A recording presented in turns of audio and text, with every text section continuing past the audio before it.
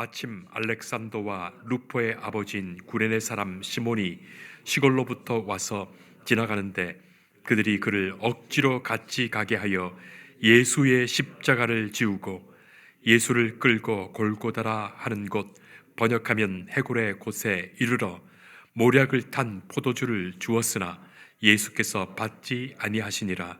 십자가에 못 박고 그 옷을 나눌세 누가 어느 것을 가질까 하여 제비를 뽑더라. 때가 제3시가 되어 십자가에 못 박으니라. 그 위에 있는 죄패에 유대인의 왕이라 썼고 강도 둘을 예수와 함께 십자가에 못 박았으니 하나는 그의 우편에 하나는 좌편에 있더라. 지나가는 자들은 자기 머리를 흔들며 예수를 모욕하여 이르되 아하, 성전을 헐고 사흘에 짓는다는 자여, 네가 너를 구원하여 십자가에서 내려오라 하고 그와 같이 대제사장들도 서기관들과 함께 희롱하여 서로 말하되 그가 남은 구원하였으되 자기는 구원할 수 없도다. 이스라엘의 왕 그리스도가 지금 십자가에서 내려와 우리가 보고 믿게 할지어다 하며 함께 십자가에 못 박힌 자들도 예수를 욕하더라. 아멘. 심리학에서 성인기의 환멸이라는 용어가 있습니다. Disillusionment of adulthood. 성인기의 환멸. 꿈과 실제의 그 갭을 말하는 용어 중에 하나입니다. 꿈과 실제의 갭. 특별히 나이를 먹으면서 생존을 위한 유지 보수 비용이 증가하는 것을 일컫습니다. 쉽게 말하자면 나이가 들면 돈이 더 많이 든다는 거예요. 몸이 아파서 병원을 다녀야 되고 비타민 그리고 영양제를 더 많이 먹게 되고 건강을 유지하기 위해서 운동하는데도 돈이 더 들고 게다가 자녀를 키우는데 돈이 많이 듭니다. 그리고 사회적 관계를 유지하기 위해서 좋든 싫든 여러 경조사를 챙기다 보니까 비용이 더 드는 겁니다. 자유는 줄어들고 책임은 점점 늘어나게 되죠. 어렸을 때는 어른이 되면 그렇게 훨씬 자유로울 것 같지만 막상 어른이 되고 나면 책임질 일도 많고 또 짊어져야 할 보편적인 대가가 커지는 겁니다.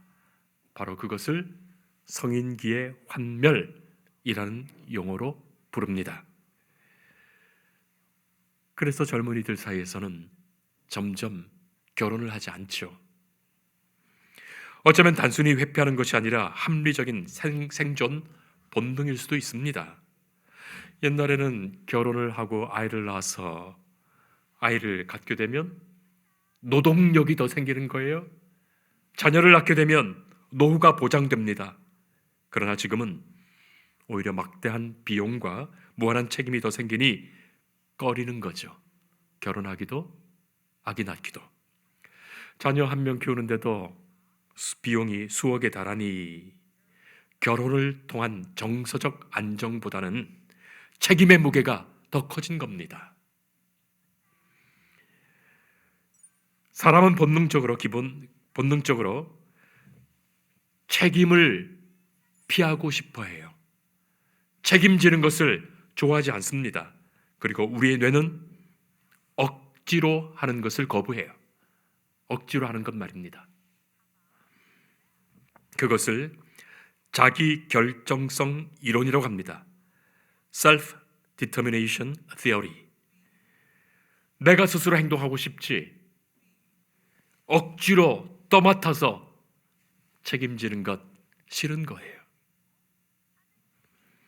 내가 좋아서 하는 일은 열정이 되지만 아무리 크고 힘든 일이라도 열정이 되지만 내가 싫어 남이 시키는 일을 하는 것은 고문이 됩니다. 뇌는 그것을 스트레스라고 인지합니다. 피할 수 없다면 즐겨라 라는 말이 있죠. 억지로 해야 할 책임을 오히려 즐기는 쪽으로 몰아가서 잠시라도 뇌를 속이려 하는 거예요. 사실 뇌는 속기 쉽습니다. 그런 경우가 있어요. 한쪽 다리를 잃은 사람이 한쪽 다리가 없기 때문에 전혀 그 다리에는 고통과 통증을 느끼지 못할 텐데도 뇌가 그 한쪽 다리가 너무너무 간지러운 거예요. 뇌가 간지러움을 느낍니다. 그러니 이 없는 다리를 긁지 못해서 너무나 고통스러워요.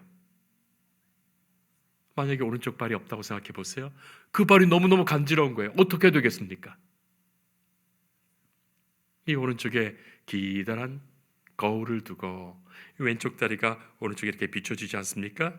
그러면 이 거울 쪽을 바라보며 왼쪽 다리를 긁으면 마치 오른쪽 다리가 있고 긁는 것 같아서 뇌가 속아 착각을 일으켜 시원해진다는 거예요. 실제로 그런 실험이 있습니다. 사랑하는 성도 여러분, 우리는 다 예수님을 믿고 따르는 사람들이에요. 우리가 이 땅을 살다 보면 예수님을 따르기 때문에 반드시 예수님처럼 십자가를 지어줘야 하는 일이 있습니다. 그러나 이 말이 얼마나 무겁게 들리십니까? 목사가 설교하면서 성도 여러분, 자기의 십자가를 지십시오 말하게 되면 대체적으로 마음이 무거워지고 부담감이 생기고 책임감이 들어서 십자가 설교를 듣기 싫어하지요. 듣고 싶은 마음이 별로 들지 않습니다. 그래서 일반적으로 교회에서도 십자가 설교를 자주 하지 않고, 그렇죠? 사순절이나 고난주간이나 돼야지 십자가 설교를 하지. 대부분은 성도들이 좋아하는 설교, 세상에서 잘 되는 이야기, 세상 살면서 축복받는 이야기, 행복하고 편안한 이야기, 재밌고 웃기는 이야기, 그런 이야기를 설교로 많이 하는 겁니다. 또 그리고 개그맨 출신 목회자나 또 코미디 하듯 웃겨주는 설교자의 설교를 들으면서 성도들이 많이들 은혜 받았다 말하는 것도 그런 겁니다. 오늘 성경에 한 사람이 등장합니다. 그 사람은 마침 지나가다가 웬 죄인 하나가 십자가를 지고 가는 모습을 구경하게 되는 거예요. 그러다가 그 죄인 대신해서 그의 십자가를 지고 십자가 처형하는 장소인 골고다까지 가게 된 사람이에요. 사람이 십자가 처형을 당하더라도 그렇게 십자가를 직접 지고 가서 처형장까지 가는 일은 매우 드문 일인데, 아니 그런 일이 지금 있으니 많은 사람들이 구경거리 났다 하면서 모여 있습니다. 누구는 욕을 하고 누구는 울고 시끌벅적한 그런 상황, 광경이 벌어지는데, 그래서 웬 구경거리가 났는가 싶어서 마침 시골에서 온 이 사람은 그 군중들에 끼어서 구경하고 있었던 거예요. 별 볼품도 없게 생긴 죄인이 그 머리에는 가시관을 쓰고서 온몸에는 채찍으로 맞아 피가 흐르는데, 체격도 왜소해 보이는데 그 무거운 십자가를 자기 힘으로 제대로 지지도 못해 지고 가다가 넘어지고 지고 가다가 쓰러지고 하는 거예요. 그런데 노마 병정은 채찍질합니다. 정오가 되기 전에 어서 십자가에 달아야 한다고 채찍질을 하며 욕을 하며 재촉하는 거예요. 그러니 구경거리가 된 겁니다. 자, 그런데 그 죄인이 자기 가까이 와서쯤 넘어지더니 더는 일어나지 못하는 거예요. 자, 이때 우연히 그 자리에서 로마 군인의 눈에 띄어서 이 구경하던 사람이 그 죄인의 십자가를 대신 지게 되는 겁니다. 그야말로 억지로 지는 십자가 아니겠습니까? 재수 없어서 지는 십자가 아니겠습니까? 마음에도 없는 그런 십자가를 할 수 없이 지게 되는 거예요. 저도 가끔은 그런 생각이 들 때가 있습니다. 어쩌자고 목회하는 목사님 가정에서 내가 태어나서, 아니 2살, 3살 때 알지도 못하는 일로 어머니와 할머니가 저를 소원하여 주의 종으로 바치고, 그래서 고등학교 졸업하고서 대학 가서 아니 평생을 교회에서 목회한다고 이렇게 재미없게 사니 말이죠. 억지로 이 길을 가는 것 같아서 몇 번이고 저도 그런 마음이 들 때가 있었던 거예요. 자, 그런데 오늘 말씀 보면 이 사람의 이름이 성경에 기록되고 있습니다. 아니, 이 사람이 얼마나 유명한 사람이라면 이렇게 이름이 성경에 다 나오고 모든 사람들이 그 사람 예수님 십자가 대신 졌던 그분, 그렇게 그를 다 아는 거예요.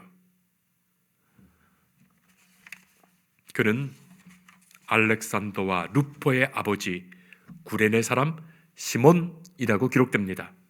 시골에서 예루살렘에 왔다가 이렇게 예수라는 분의 십자가를 대신 지고 가서 그 사람 십자가 처형당해 죽는 그 장면에 가장 가까이 나가서 그 모습 다 본 사람이에요.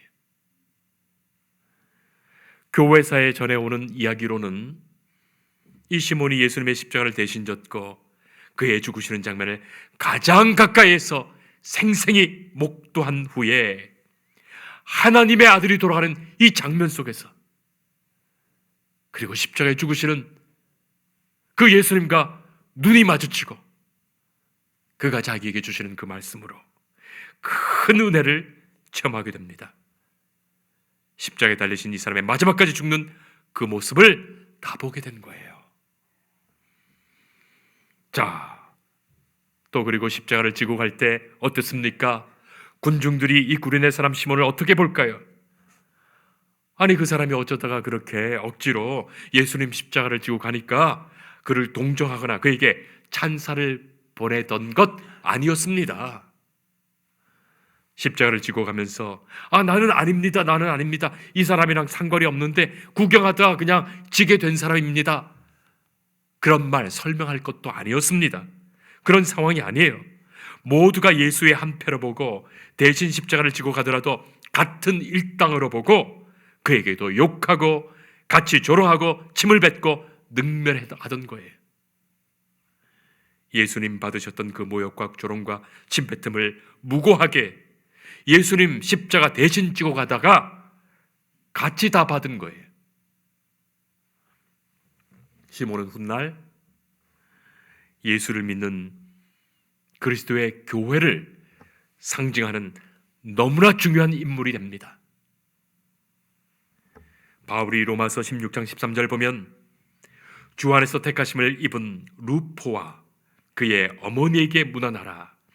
그의 어머니는 곧 내 어머니니라 말하지요.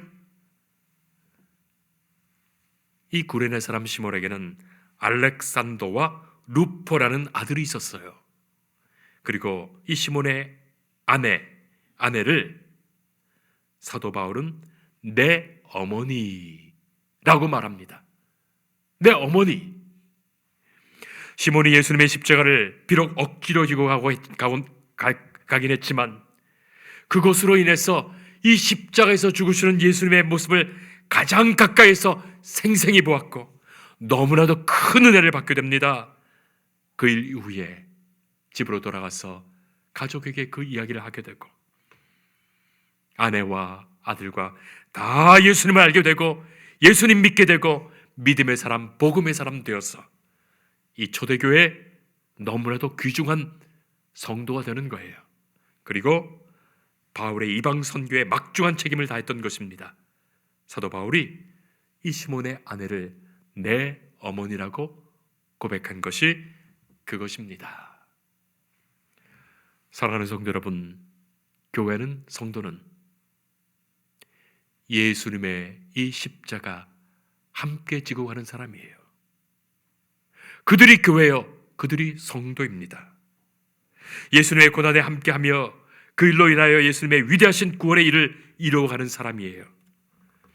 예수님이 받으시는 그 고난의 자리에 함께하는 사람, 예수님의 십자가를 함께 지는 사람, 그리고 세상으로부터 예수님을 향한 그 모욕과 미움과 박해를 마치 내 것처럼 받는 사람, 그들이 성도요 교회입니다.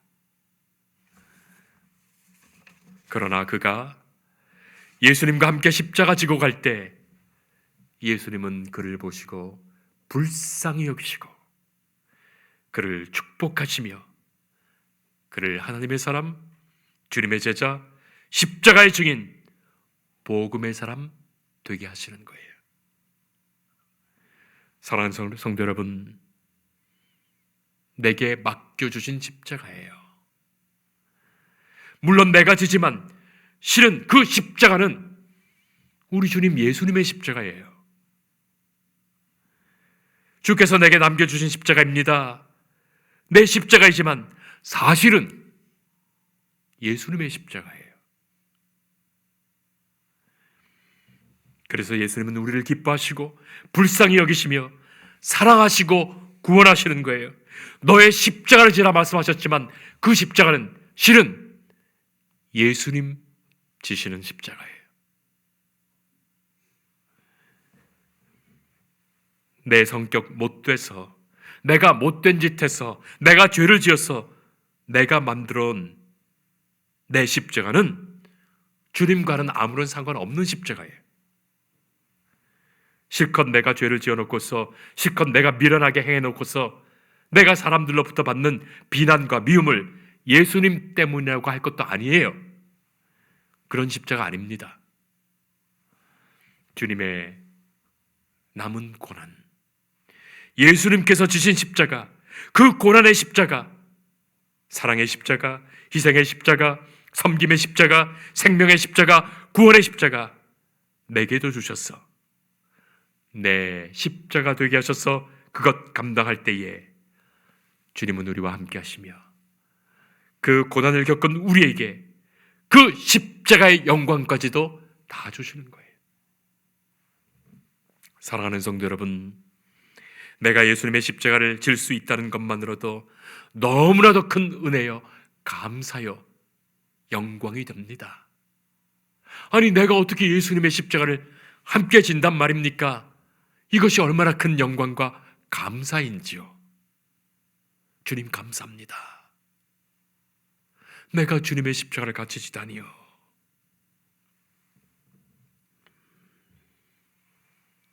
각자는 다를 수 있습니다. 처음부터 기쁨으로 나와서 예수님의 십자가를 지고 이 길을 함께 갈 수도 있고, 또 어쩌다가 우연히 이 십자가의 길을 따를 수도 있고, 또 누군가는 처음부터 억지로 싫은데 이 십자가의 길을 가게 된 사람도 있습니다. 그러나 누구라고 하더라도, 누구더라도 예수님은 그 십자가가 우리에게 억지로 지는 것 되게 하시지 않습니다. 쓸데없이 지는 것 되게 하지 않습니다. 할 수 없이 지는 것 되게 하지 않으십니다. 구레네 사람 이 시몬처럼 처음에는 억지로 졌던 십자가일지 모르겠지만 마침내 기쁨과 감사와 영광이 되는 십자가 되게 하시는 거예요. 그것 질 때 감사하고 기뻐하고 즐겁고 영광 되게 하시는 거예요. 이것은 잠시 뇌를 속이는 것 아닙니다. 이것은 피할 수 없거든 즐겨라 하는 것도 아닙니다. 얼마든지 배반할 수 있고 딴 길 갈 수 있습니다. 그러나 주께서 우리를 사랑하시며 우리를 붙드시며 우리에게 깨닫게 하시고 알게 하시는 그 은혜 중에 말로 다 표현할 수 없는 참된 자유를 우리 안에 주시고 평강을 주시고 기쁨 주시고 힘과 능력 주셔서 즐겁게 감당하게 되는 십자가예요. 앞에서도 말씀드렸지만 우리는 살아가면서 꿈과 실제의 차이, 간격을 언제든지 봅니다. 꿈과 실제의 그 차이, 간격 말이죠. 성인기에 환멸이 있다면 어쩌면 크리스천의 환멸, disillusionment of Christian 같은 것이 있을 수 있어요. 이런 것이죠. 예수 믿으면 부자 되고, 예수 믿으면 건강해지고, 예수 믿으면 가정에 복이 넘치고, 예수 믿으면 언제나 믿음, 소망, 사랑이 가득 넘치고, 온 세상이 아름답게 보이고, 교회 가면 천사들이 가득할 것 같은데, 막상 예수 믿고 나니 신앙생활을 해보니까 때로는 고난이 있고 어려움도 있고 세상 없던 미움과 박해도 생기고 전에 안 보이던 내 죄가 선명하게 보이고 나의 무능과 약함과 어리석음이, 나의 교만이 분명히 보이고, 또 교회는 왜 이리 말도 많고 비난도 많고 탈도 많은지 차라리 교회에 다니고 싶지 않다는 생각까지 드니 말이죠. 실제로 그래서 많은 젊은이들이 신앙생활하지 않고 교회를 떠나지 않습니까? 그러나 우리 주님은 말씀하십니다. 오늘도 이 시간에도 우리에게 말씀하시는 거예요. 나를 따르려거든 자기의 십자가를 지라. 주님 말씀하세요. 이 말씀은 결코 우리를 고통스럽게 하시는 말씀이 아니에요. 예수님의 십자가, 예수님이 남겨주신 십자가예요. 우리가 예수님처럼 나무로 만든 그 사형 형틀의 십자가에 매달리지는 않을 것입니다. 그러나 주께서 나를 사랑하시며 나를 용서하시며 나를 구원하시려 나를 천국 백성 삼으시려 내게 주시는 그 예수님의 십자가가 있는 거예요. 내게 주시는 예수님의 십자가. 사도 바울은 그것을 주 예수의 남은 고난이라고 표현합니다. 그리스도의 남은 고난을 자신의 육체에 채운다고 말하고 있습니다. 이 십자가는 나를 위하여 주신 예수님의 십자가예요. 잠시 내가 지는 듯하지만 예수님이 달리실, 예수님 지시는 십자가예요. 처음에는 내가 지는 듯해도 내 힘으로 지는 십자가가 아니라 주님 함께 져주시는 십자가예요. 오히려 그 십자가에 있어서 내가 힘을 얻게 되고 바른 길로 가게 됩니다. 내가 십자가를 싣고 가는 줄 알지만 알고 보면 결국 그 십자가가 나를 지고 가는 거예요. 그래서 인생의 이 험한 길에서 승리하도록 나를 이끌어 가십니다. 이 십자가는 나를 위하여 주님께서 주신 예수님의 십자가입니다.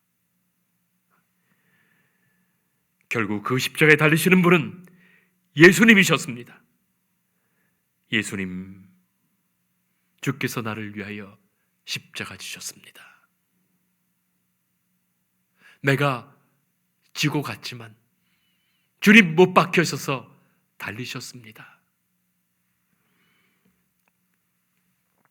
나를 위하여 죽으신 예수님을 진정으로 알게 될 때, 그 크신 하나님의 사랑을 깨닫게 될 때, 그 십자가에서 힘과 용기와 믿음과 소망을 얻게 됩니다. 그 십자가로 내가 생명 얻고 사는 것을 알게 되는 거예요. 사랑하는 성도 여러분, 교회된 우리 모두는 주님 주신 이 십자가를 지고 갈 것입니다. 기도하겠습니다. 사랑의 하나님, 은혜의 하나님, 주께서 나를 사랑하셔서 십자가 지셨고 십자가에 죽으셨습니다. 주님께서 우리를 사랑하셔서 나를 위하여 남겨주신 고난의 십자가, 예수님 생각하며 마땅히 지고 나아갈 때 주께서 우리의 심령에 더하시는 감사와 기쁨을 진정으로 얻게 하여 주옵소서.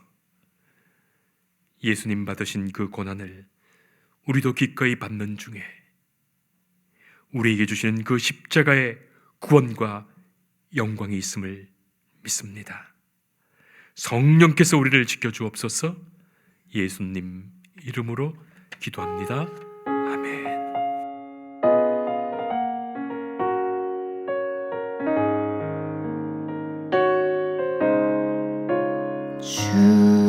예수 내가 알기 전 날 먼저 사랑했네.